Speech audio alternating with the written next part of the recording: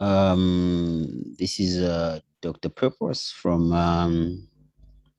HMT Academy Online Tuitions. So we are an institution that runs online tuitions for grade 10, 11, 12, and GCE. So we are here to help out those who are having challenges with mathematics, chemistry, physics, biology, and English. So if you work during the day and you'd want to learn, or you'll be writing your examinations next year or maybe after next year, you can definitely set up a meeting with us, and you'll definitely join our classes.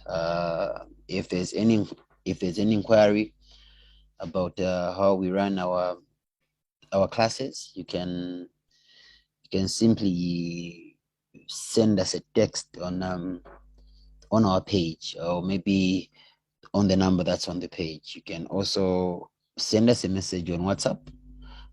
There's a WhatsApp line on this page. So that's it. Today, I just want us to look at something that's very simple. I would want us to break down the mathematics examination. Because, like, a lot of people complain about mathematics. They say mathematics is very difficult, and I don't really know why they say so. Because if your answer is 5 and you give them a 5, definitely they'll give you the marks that were allocated to the question. So maths is very simple because it's practical. You don't study mathematics, you solve mathematics. So it needs a lot of time for you to work on it. If you had some challenges, because I think your challenges are from grade 5, grade 6, grade 7, grade 8, 9, 10. So those challenges kept on building up until they found you in the examination. So let's just break out something. If you go through past papers, you definitely see that there are certain topics that intersect in those papers, and there are certain questions that are always there yearly. Meaning, if you want to do well, you can simply work on those topics, and you will definitely succeed. Now, let's first begin with section B, then we shall go to section A. Now, for section B, mostly there is transformation. It's mostly there. Like, I think 90% of the times, or like 99% of the times, transformation is there. So if one knows transformation fully, that means definitely one has gotten the 12 marks in advance. Secondly, there is statistics. So there is group data and ungroup data. So in the old syllabus, you never used to find the standard deviation, but on this one, you would have to find the standard deviation. So you definitely have to know whether what I'm solving for is grouped or ungrouped data. When you go to the second page rather, you see here there are formulas that you can use for finding the standard deviation. So this is for ungrouped, and this is for grouped. Down here, it's for grouped. So you can easily identify data as grouped or ungrouped. Then definitely you can apply the formula. Then, secondly, on statistics, you're supposed to know how to find the interquartile range, the percentile, and likewise how to fill in the table. Once you can work on the table, know how to find the interquartile range and the cent house, that means definitely you are safe. Likewise, you definitely must know how to work with scales on the graph. So if it's cumulative frequency, there's a certain scale that you use on the y-axis. Then if it's relative cumulative frequency, there is another scale that you use.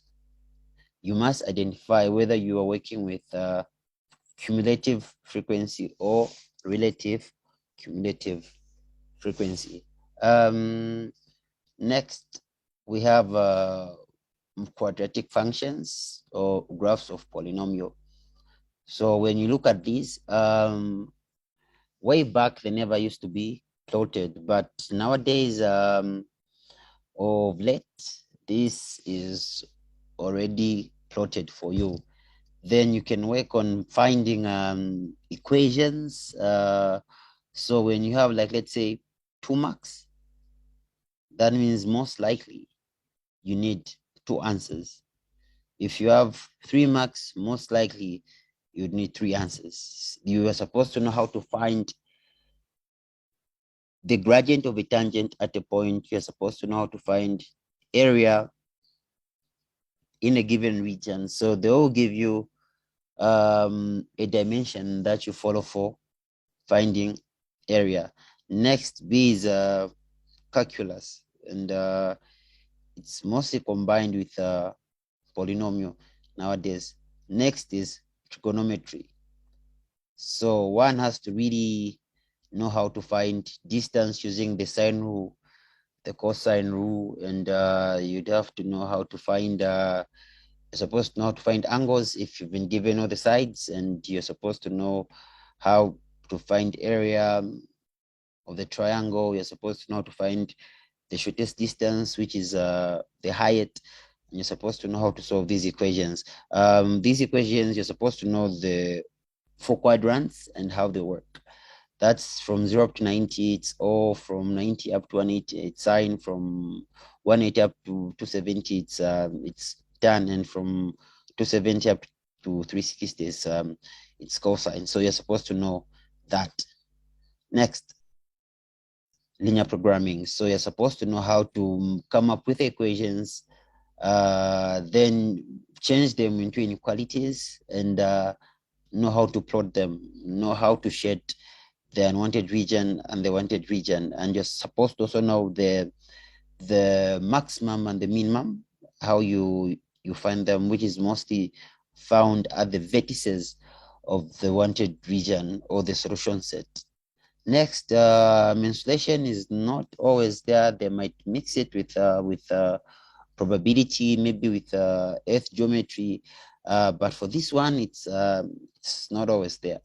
Then you're like, done, like that. So you're supposed to know probability, you're supposed to know sets, you're supposed to know mensuration, you're supposed to know trigonometry, graphs of polynomial, you're supposed to know linear programming and statistics. So this has been part 1 of this. I'll definitely work on part 2 tomorrow. I will upload part 2 where we shall look at section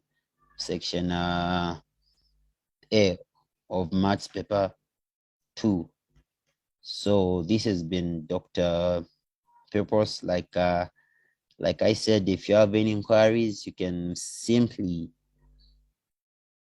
text us, call us. The numbers are on this page, and definitely we will help you. Whether you work during the day, you work during the night, we'll definitely come up with a good schedule for you to learn. So God bless you.